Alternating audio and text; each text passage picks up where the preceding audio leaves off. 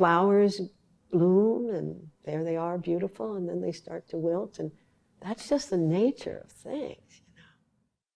Don't take it so personally. I think that's also, don't take it so personally. You know?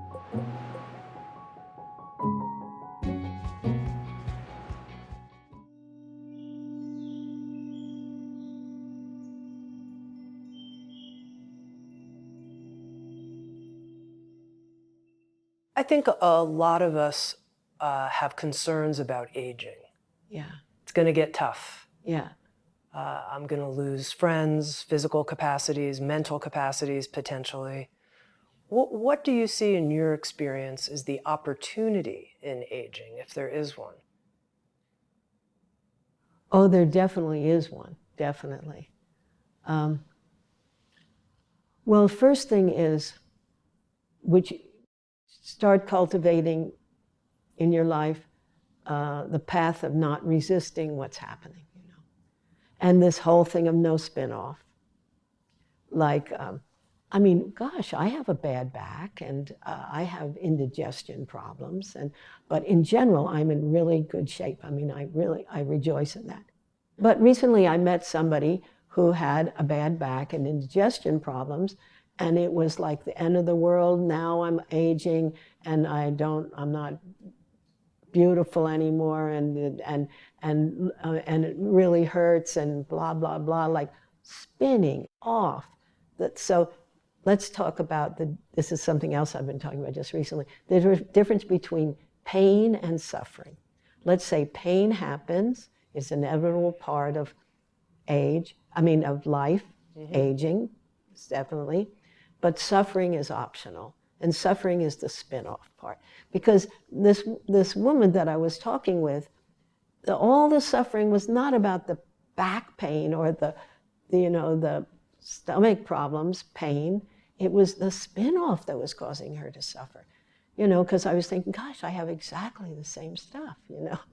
So when I was, like in my 60s, I think, late 60s, maybe early 70s or something. So I had this friend who was dying of emphysema, but she had had a lot of stuff in her life, painful stuff, including a very painful childhood during the Second World War in Europe. And so I said to her, oh gosh, you know, I'm getting this pain. She says, oh yes, I've had that for years, you know, I have that for years. And then next time I see her, oh, now I have this stomach thing. Is, oh yes, she said, yes, I've had that. In other words, there was nothing you could say, you know, bad knees, bad hips, like anything. She said, oh yes, yes. But what you knew is that she never said anything about it, right? She never said anything about it. I mean, you know, she's saying yes, yes, but she isn't saying, oh yes, oy vey, you know, poor me. So there's this teaching of the slogans, the Lojong slogans, where there's many of these different sayings, and one of them is don't wallow in self-pity, you know. So I say number one aging instruction, don't wallow in self-pity. You know, don't spin off about what's happening, just stay with what's happening.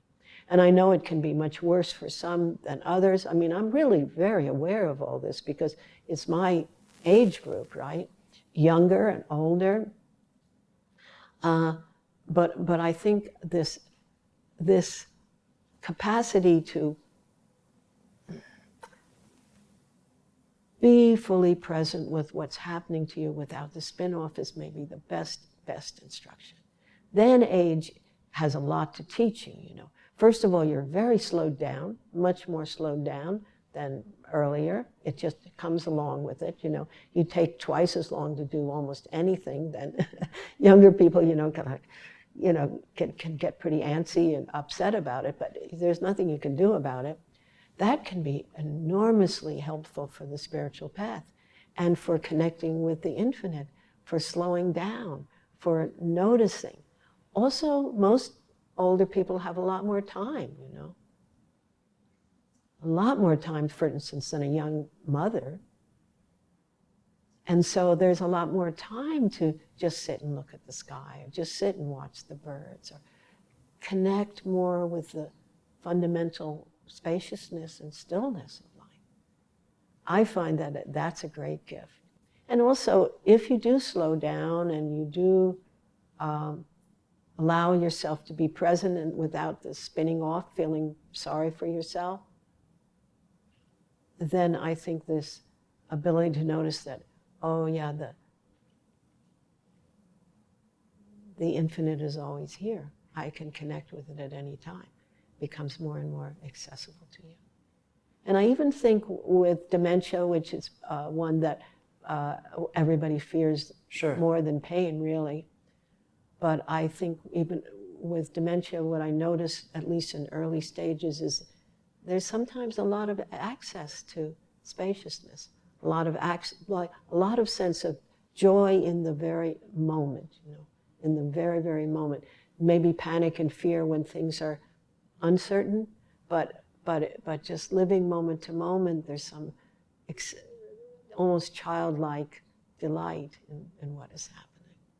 So I don't know. I have no idea. I could easily get dementia.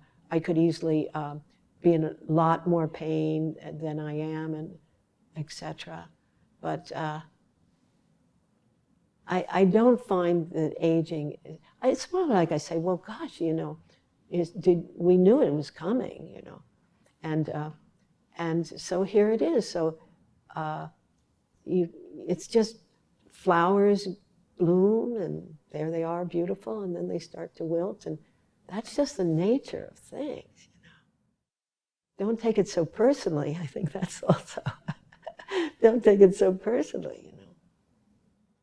Ani, Pema, what do you aspire will be the greatest gifts that people will take from your life and teaching? My life and teaching? Yeah. What if you were able to articulate, like, God, if it all added up to something for other people, I'd love it to add up to this. Oh, yeah. Yeah. I think I'd like it to add up to being able to expand your capacity to hold uncertainty and insecurity, those kind of feelings, so that you could relax with your life. I think would add up to, anything that's like lean into that which is difficult rather than pull back, so that your life can expand more and more rather than contract more and more. Anything that brings down barriers. I think if there's anything in my teaching that would allow a person in a conversation with another person, for instance, to have the motivation not be, am I going to win this argument, or am I right here? It would be, how can this conversation bring down barriers rather than put them up? How can it lessen the aggression between us rather than make it more? That people would start asking those kind of questions rather than how is it going to work out for me kind of questions. More, I suppose you could say, universal questions of like, what am I doing right now in terms of like softening up each other's hearts? What am I doing right now in terms of making it be communication from the heart rather than clashing? What can I, if there's anything in the teachings that would help people to, Trungpa Rinpoche used this expression, collaborate with reality, rather than struggle with it or move against it, but collaborate with it. That would be wonderful. That would be wonderful. And to end, do you think, could we end with some kind of shared blessing? Could you offer that to all of the listeners who are joining us? Mm-hmm. Well, can I say this first and then that? So one of the things that I aspire, a prayer I say, is that throughout all my lives, may I never be separated from my beloved teachers that I've met in this life who have given me so much. And that's a prayer that I say, through all my lives, may I never be separated from them. Because I figure then I'll always connect with these wisdom teachings, because it goes hand in hand. It isn't about their personalities, it's about what they have taught, you know. And then in terms of blessings for others,